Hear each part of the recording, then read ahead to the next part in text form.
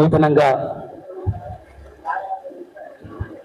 ఎమ్మెల్సీగా ఎన్నికై సొంత గ్రామంలో సన్మానాన్ని పొందుతున్న అన్న తీర్మాన్ మల్లన్నకు ఇక్కడ విచ్చేసినటువంటి ప్రజాప్రతినిధులు, తీర్మాన్ మల్లన్న అభిమానులు, గ్రామ ప్రజలు అందరికీ పేరు పేరున నమస్సులు. తెలంగాణ దిగటి నీవు తెలుగు తేటుకు తేజపు బావుంటావు. బాధిత బతుకుల సిరా చొక్కపు విప్లవంలో అగ్నిధారపు రుద్ర వీరుల భృతంగానివి రుద్ర నెత్తపు ప్రబంధానివి తెలంగాణకు రైతుకంటూ తెగించు కొట్లాడమంటూ కష్ట జీవుల బాధ తెలిసిన ఇష్టమూర్తి మా తీర్మాన్ మల్లన్న, మన తీర్మాన్ మల్లన్న. కాబట్టి చాలా మంది అంటుంటే నాకు ఒక మాట అనిపించింది. ఇందాక అంటున్నారు, ఏమంటున్నారంటే మాధవపురం మండలం కావాలి, మాధవపురం మండలం కావాలి. అంటే మాధవపురానికి మండలానికి కావాల్సినటువంటి క్వాలిఫికేషన్స్ కంటే చాలా ఎక్కువ క్వాలిఫికేషన్స్ ఉన్నాయి. నేను ఏమంటున్నా అంటే ఇప్పుడు సన్మానించుకోవడానికి తీసుకొచ్చినాం మనం మల్లన్నని. మన ఆత్మీయంగా మన ఊరు వ్యక్తి, మన ఊరు బిడ్డ ఆత్మీయంగా సన్మానించుకోవడానికి వచ్చినాం. ఆయన మీద ఇప్పుడు ఒక్క బాధ్యత లేదు, తెలంగాణలో 3వ వంతు బాధ్యత ఆల్రెడీ అప్పచెప్పిండ్రు. అంటే 34 నియోజకవర్గాలు ఆయన మీద ఆధారపడి ఉన్నాయి ఇప్పుడు.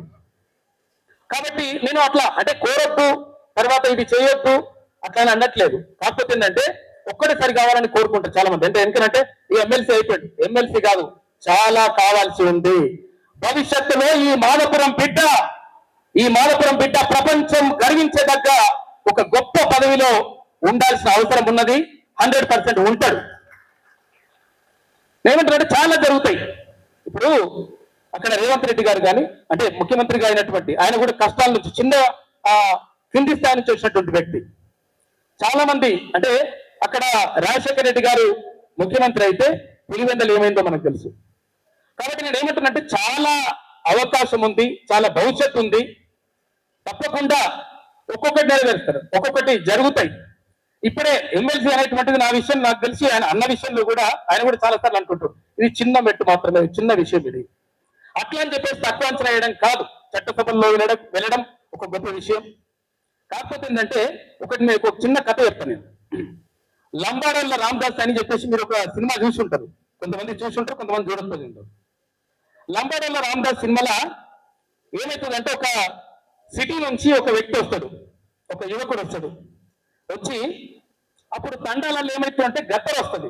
గత్తర అంటే కలరా వ్యాధి అంటాం కదా మనం, కక్కుడు ఏరు కూడా అవుతుంది. అంటే అది వాంతులు విరోచనాలు పెడితే ఇట్లా గత్తర వచ్చినటువంటి టైంలో సిటీ నుంచి ఒక యువకుడు వచ్చి అరే మొత్తం కూడా గత్తర వచ్చి ఆ తండాలంతా కూడా చనిపోతుంటారు. పబ్లిక్ చనిపోతుంటే ఎట్లా అరే వీళ్ళందరూ చనిపోతున్నారని చెప్పేసి ఆయన ఏం చేస్తారంటే ఆయన తెలిసినటువంటి వైద్యంతో ఏం చేయాల్సిన అవసరం లేదు. ఇప్పుడు మీకు ఎవరికైనా వాంతులు విరోచనాలు అయితే ఏం చేయాల్సిన అవసరం లేదు. ఓఆర్ఎస్ అనేది ఒక ప్యాకెట్ ఉంటుంది, ఆ ప్యాకెట్ నీళ్ళలో పోసి తాగితే మనకి ఏం కాదుగా, మనం బతుకుతాం, మంచిగా ఉంటాం, ఏం ప్రాబ్లం ఉండదు.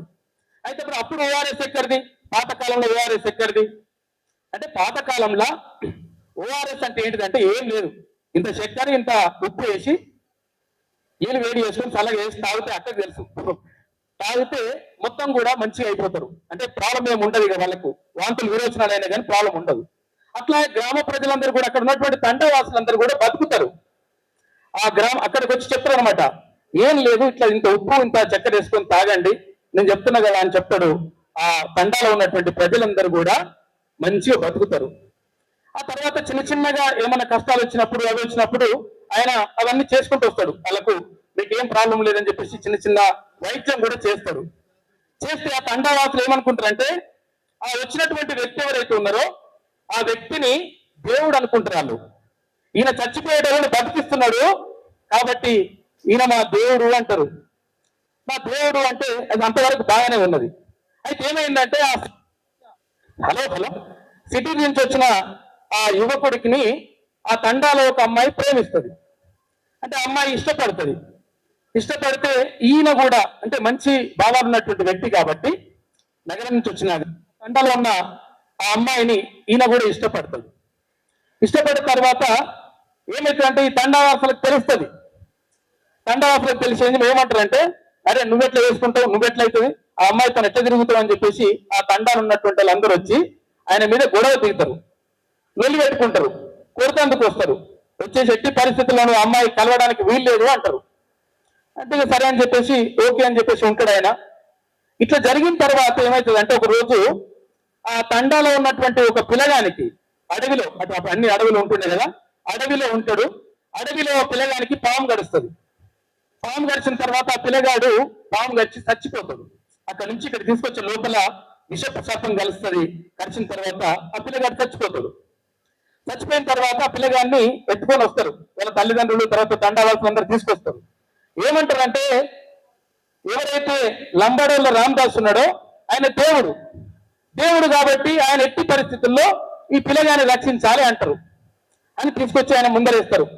కళ్ళ దగ్గర వేసి రామదాసు, లంబాడోళ్ళ రామదాసు నువ్వు మా దేవునివి అంటే, ఇప్పుడు మహేష్ బాబు సినిమాలో ఏం సినిమాది, ఆ సినిమాలో మహేష్ బాబును కూడా దేవుడు అంటారు, కలేజా సినిమాలో. అట్లా ఏం చేస్తాడంటే లంబాడోళ్ళ రామదాసుని నువ్వు మా దేవునివి, 100% నువ్వు పిల్లగాని బతికిస్తావు, నువ్వు బతికి అంటాడు. అంటే అప్పుడు ఒకసారి చేయబట్టుకొని చూస్తాడు. చూసేసరికి పిల్లగాడు ఆల్రెడీ చచ్చిపోయి ఉంటాడు. చచ్చిపోయిన పిల్లగాని నేను బతికించలేను, నా దగ్గర అంత శక్తి లేదు. ఒకవేళ బతికుంటే నేను ఏదో మూలికలో వెలుకలో పోసి ఆ పిల్లగాని లేపేటోడిని, కాకపోతే నేను బతికించలేను అని చెప్తాడు లంబాడోళ్ళ రామదాసు. అయితే వీళ్ళందరూ లంబాడు తండావాసులతో ఏమంటారంటే నువ్వు కావాలనే మా తండా పిల్లని నువ్వు ప్రేమిస్తే, మా తండా పిల్లని ఇష్టపడితే వద్దన్నావని నువ్వు లోపల కక్ష పెట్టుకున్నావు. కక్ష పెట్టుకుని ఈ పిల్లగాన్ని బతికించే అవకాశం ఉన్నా గానీ ఆ పిల్లగాన్ని బతికిస్తలేవు అంటారు. అరే అట్లా కాదు, నేను దేవుని కాదన్న ఆయన, నాకు కొంతవరకు తెలిసిన వైద్యాన్ని తెలిసిన విషయాన్ని నేను మీకు చెప్పిన, కొంచెం అర్థం చేసుకోండి అని చెప్పేసి తండావాసులను అడుగుతాడు. ఎంత అడిగినా వాళ్ళు వినరు. నువ్వు మా పిల్లని ప్రేమిస్తే, మా పిల్లని ఇష్టపడితే నువ్వు ఒకటిగా ఉండొద్దని చెప్పేసి విడగొట్టిరని మా మీద కక్ష పెట్టుకొని ఈ పిల్లగాడిని నువ్వు బాగు చేస్తలేవు అంటారు. లాస్ట్కి వస్తే లంబాడోళ్ళ రామదాసుని ఆ తండావాసులు రాళ్లతో కొడతారు. నేను ఏం చెప్తున్నా అంటే ఇక్కడ తీన్మార్ మల్లన్న ఎమ్మెల్సీ అయ్యిండు. ఎమ్మెల్సీ అయిపోయిన తర్వాత మొత్తం ప్రపంచం అంతా చేతిలోకి వచ్చేసింది. నిజంగా బాగా శక్తి ఉంది, నిజంగా కూడా అతి శక్తివంతుడు, అందరిని మెప్పించగలిగే శక్తి ఉన్నటువంటి వ్యక్తి. కాకపోతే ఏంటంటే ఒక్కడేసారి అన్ని కావాలి, ఇది జరగాలి అది జరగాలంటే అంత ఈజీగా ఉండదు. కాకపోతే ఏంటంటే అంచెలంచెలుగా డెఫినెట్ గా ఆయనకు ఎప్పుడు కూడా ఉన్న ఊరిని కన్న తల్లిని మెచ్చిపోయేటువంటి వ్యక్తి కాదు. జననీ జన్మభూమస్య స్వర్గాదపి గరీయసి అన్నారు. కాబట్టి నిజంగా ఒక నిబద్ధత కలిగినటువంటి వ్యక్తి, నిజంగా అన్ని అంటే యాక్చువల్ గా మనకు తెలిసింది చాలా తక్కువ. మన ఊరు వాళ్ళం ఏమనుకుంటామంటే మల్లన్న మనతోటి వాలీబాల్ ఆడిండు, మనతో చేసిండు. కానీ అయితే చిన్నప్పటి నుంచి ఆయనకు లోపల కొన్ని అంటే ఒక సమాజానికి మంచి చేయాలనేటువంటి భావాలు పెంపొందినాయి. ఆ విషయాన్ని చాలా మంది గుర్తించలేకపోవచ్చు, కొంతమంది గుర్తించుండొచ్చు. ఇంకా విషయం ఏంటంటే నాకు ఎట్లా తెలుసు ఇట్లా అనుకుంటే, నేను మా ఊరు ఈ అమ్మమ్మ వాళ్ళ ఊరు ఈ ఊరే మాలపురమే. ఎవరు తాళ్ళ ఈరమ్మ అని ఉండే, అప్పుడు మా అమ్మమ్మ చనిపోయింది. తర్వాత పనగట్ట రాజయ్య ఉన్నది కదా మా పెద్దనాన్నే, ఇక్కడనే మా పెద్దమ్మ వాళ్ళ ఊరు కూడా ఇదే ఊరే. కాబట్టి నేను ఏమంటున్నానంటే తీన్మార్ మల్లన్న 100% అత్యంత శక్తివంతుడు. డెఫినెట్ గా ప్రజలకు, ఇక్కడ ఉన్నటువంటి సమాజానికి, మన ప్రాంతానికి 100% మంచి చేయాలనేటువంటి సంకల్పం ఉన్నటువంటి వ్యక్తి. కాబట్టి ఆయన నుంచి మనం తీసుకోవచ్చు. కాకపోతే ఏంటంటే ఇప్పుడే అన్ని కావాలి, ఇట్లా జరిగిపోవాలంటే చూమంతరికాలంటే జరిగేవి కాబట్టి అర్థం చేసుకొని తప్పకుండా మీ అందరి అభిమానం ఇలాగే కొనసాగాలని, అత్యున్నత స్థానంలో ఇంకా అత్యున్నత శిఖరాల్లో తీన్మార్ మల్లన్నని మరి చూడాల్సిన అవసరం ఉన్నది. డెఫినెట్ గా అది జరుగుతుంది. మీ అందరి ఆశీస్సులు, మీ అందరి సహకారం డెఫినెట్ గా తీన్మార్ మల్లన్న పైన ఉంటది. కాబట్టి ఇంకా చాలా విషయాలు మాట్లాడొచ్చు, కాకపోతే మనం టైం కూడా తక్కువ ఉంది. కాబట్టి డెఫినెట్ గా 100% ఈ ప్రాంతం పైన చిత్తశుద్ధి ఉన్నటువంటి వ్యక్తి. తర్వాత ఇదే ప్రాంతం కాదు, ఆయన పైన ఇంకెక్కువ బాధ్యతలు ఉన్నాయి. కాబట్టి అవన్నీ కూడా గుర్తించి డెఫినెట్ గా మంచి చేతులైనటువంటి నమ్మకంతో ముందుకెళ్దాం.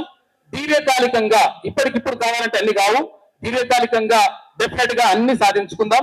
మీ అందరూ కూడా సహకరించాలని, ఆశీర్వదిస్తారని చెప్పేసి కోరుకుంటూ థ్యాంక్ యూ.